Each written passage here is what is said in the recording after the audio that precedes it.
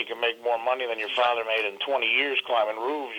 You go, wow, I'll do it. And then all of a sudden you have to do it. You know, you have to go to Detroit. You have to physically go to St. Louis and then come back and be on the air. And, you know, one day in a hotel room on a road, I tried heroin, man, and that was it. It was like, you know, everything they say about that shit is true, and it's a fucking epidemic with kids out there with pills, and, you know, I mean, these opiates, they just take your soul. And one day, you know, I was happy and social, and career was going, spending money and having a good time, and then one day I was, out of nowhere, I'm in a hotel room somewhere, fucking out of it, a heroin addict. I said, this can't be real.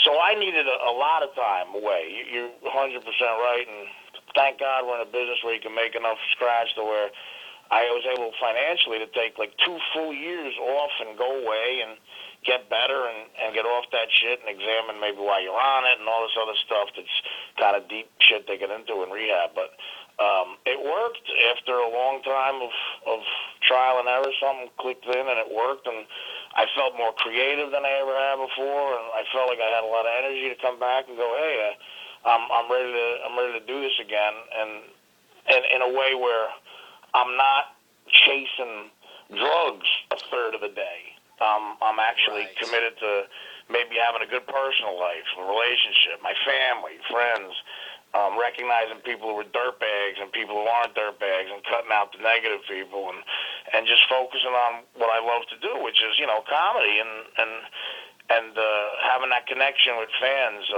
You know, Howard created an insane thing over there, Jimmy, as you know from being on the show. He made, like, it's a family. The fans of that show are like a big family, and coming back, these couple of gigs I did, it's emotional. You know, they come up to you afterwards, they're hugging you like they're your brother or sister, crying and going, you know, we're so happy you're back. And it really is an enlightening thing that makes you want to live. Like, for years, I don't want to live. I was like, fuck it. If I die, I die. I want to get high. But now I don't have that. I want to go on for a long time, and that's like the best feeling on the planet. I always say it's like in Frosty the Snowman when they put the hat on him and he goes, "Happy birthday." That's what I feel. I'm like Jimmy, like some little girl put a hat on me, and I went, "Happy birthday." Now my only issue is I'm probably so happy I won't shut up. I'll be annoying on that level, but I really, you know, I feel amazing, and it was a long road, but it was something I had to do, and thank God when I came back, the business and the fans were still here. And I mean, look, man, the fact that my agent could call me up and say, "Look, Jimmy Brewer would love to have you on the show," and it's like that's so great that, you know, people don't forget about you. You know, I look forward to talking to you is not as a fan of yours, but a friend, and going, "Hey, man, I'm still here, and it's good to have you around." Now, let me tell you something. I got a freaking I got a dumb freaking fender bender thing like a year and a half ago. Right. And the cop came, and all the cops in town, and the cops more like, "What is going on with Artie?" I said, "I don't know, man. I am not, because I do Howard. I don't know all of them. I really don't know. I don't." And they were like, "This can't happen, man. I mean, we love Artie. You gotta tell him we love him. Like I had cops like shaking me down. I go to the bagel store. What's going on with Artie? I don't know. I don't know. If you ever talk to him, tell him that we miss him. You're right as far as it creates a family. Now, let me ask you this. We're talking about Artie Lang. He's playing Caroline's tonight, tomorrow night, Caroline's. Tomorrow. And you can hear him and tomorrow. Tomorrow and Sunday. Tonight I'm on the radio. Oh, you're not tonight? We'll get into it later, but yeah. Okay. 2 shows tomorrow, 2 shows Sunday. That's what it is.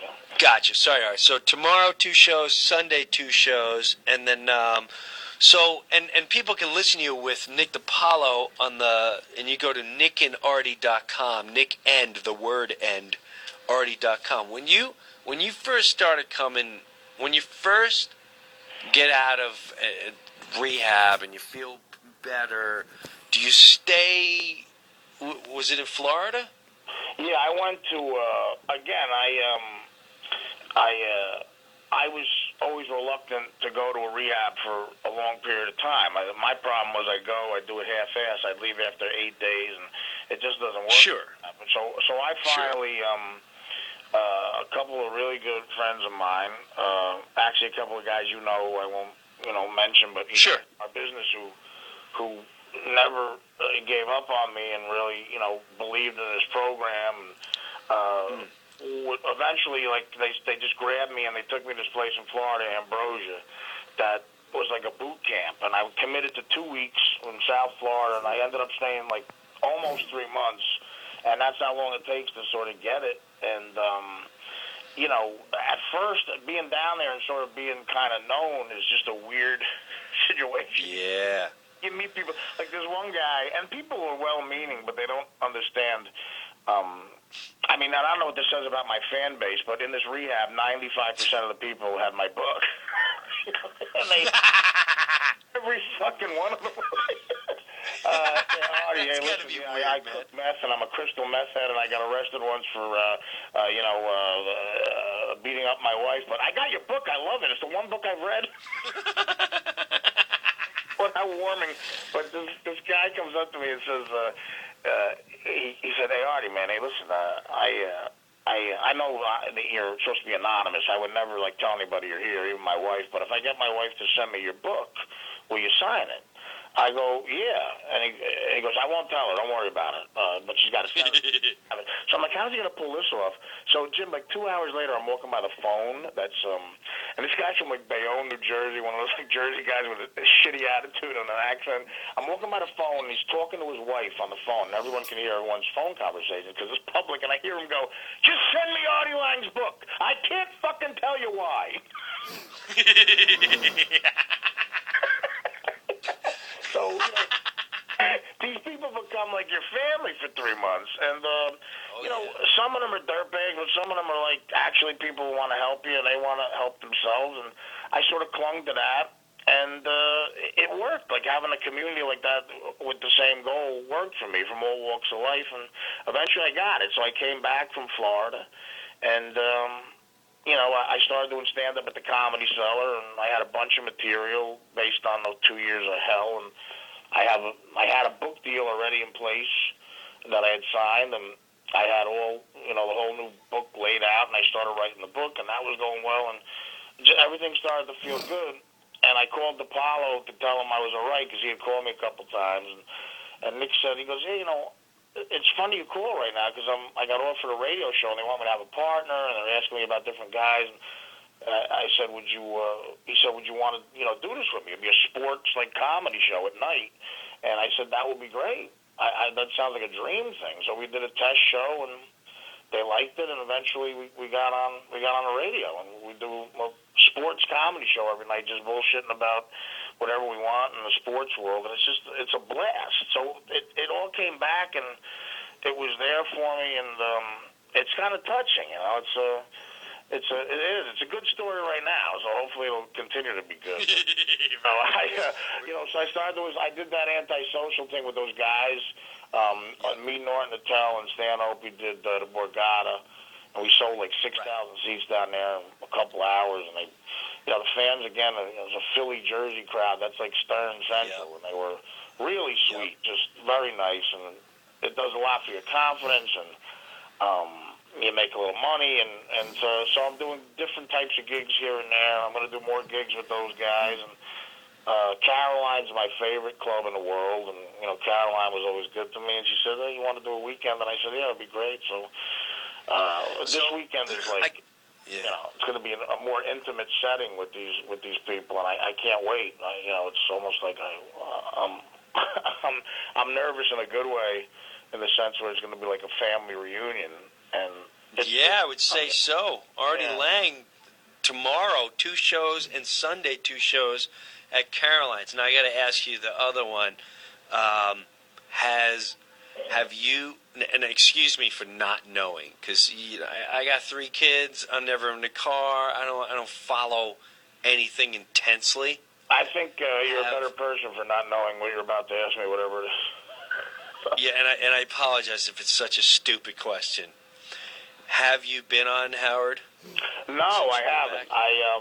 Listen, those guys were, they didn't know what to do. Like when you're a heroin addict and you're going down that spiral, the people around you who care for you, and I include all those people in that. I mean, there's a lot of stuff that happened behind the scenes that people don't know about, in the sense that, I mean, Howard, like, for years, seeing my issues, like, he took his time to find me a shrink, and he offered me time off to go get better, and I took it a couple times and sort of shit all over that because I was a heroin addict and was selfish and would just go for 8 days and come back, and you put people in terrible situations. So, they have that memory of me in that type of mode, and Gary, Freddie, Robin, Benji, all those guys there, the people in the back, and they're like, look,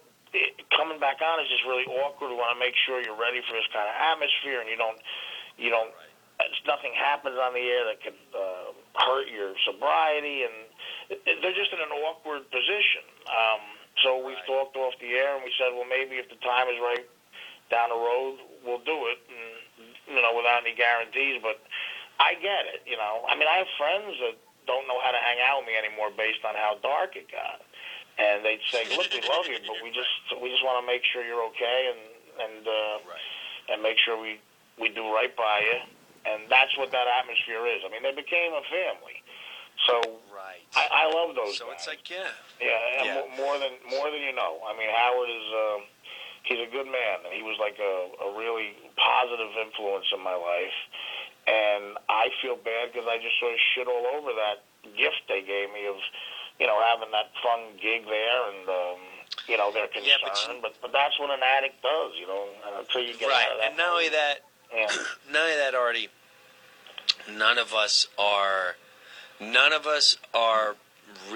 have a book. There's no handbook on what you're supposed to do.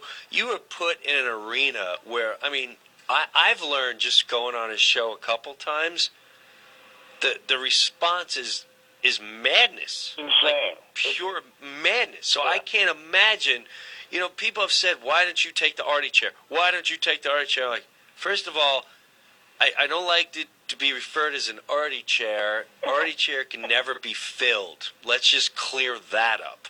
Second of all, and which is true. I mean, I can go on a radio show and crush it for the time knowing that I got to crush it.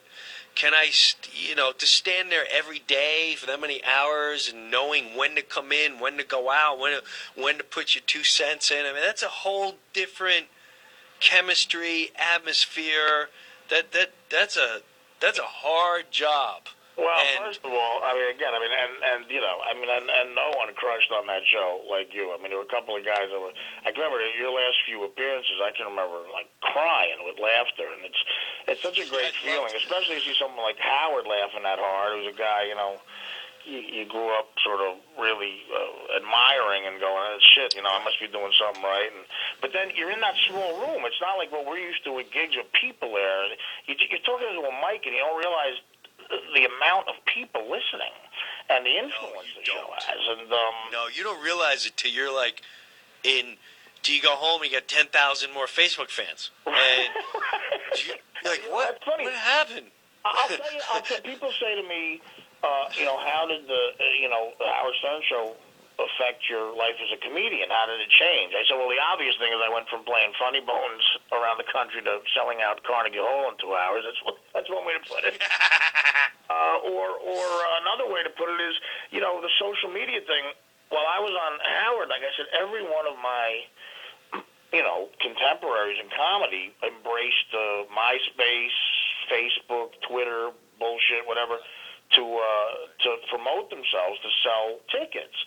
I never even thought about doing it, because all I had to do, like all those things combined, as much work as you want to put in it, is not worth me on the Stern show at the end of the show going, I'll be at the Heinz Theater in Pittsburgh Saturday out. That's all I got to do to stand out, because I'm on Stern doing it. And I got spoiled like that. And then, yeah. And then you go to Hollywood, and you realize the people in Hollywood that listen, the agents, everyone's like, they come around you like you're Elvis, and you can't believe the details they know about the show.